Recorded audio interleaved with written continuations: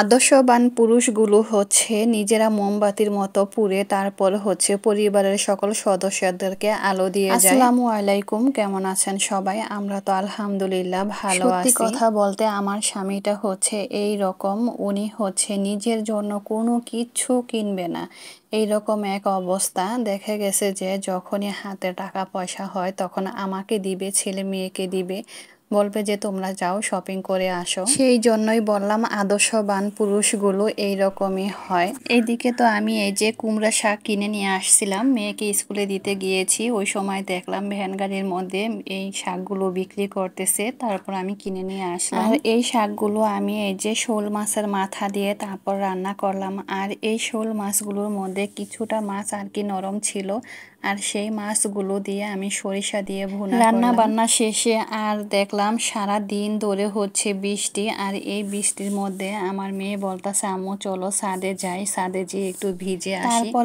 ওরে নিয়ে চলে গেলাম ছাদে ভিজার জন্য। সত্যি কথা বলতে বৃষ্টিতে ভিজতে আমার তো খুব ভালো লাগে। আগে যখন ছোট ছিলাম আমরা দল বেঁধে তারপর বৃষ্টির সময় গোসল করতে যেতাম, আর বৃষ্টির সময় পুকুরের পানিগুলো একদম গরম থাকে। আমরা ছোটবেলায় কত আনন্দ করেছি, কত খেলাধুলা করেছি, আর এখনকার বাচ্চারা তো ওইসব কোনো কিছুই করতে পারে না। আর এই দিকে আমি সন্ধ্যাবেলা খেজুরের গুড় দিয়ে তারপরে এই যে তেলের পিঠা বানিয়েছিলাম। মাশাআল্লাহ আমার পিঠাগুলো অনেক সুন্দর হয়েছিল। আর এই তো যে দেখা যাচ্ছে আমার পিঠাগুলো খুব সুন্দর হয়েছে।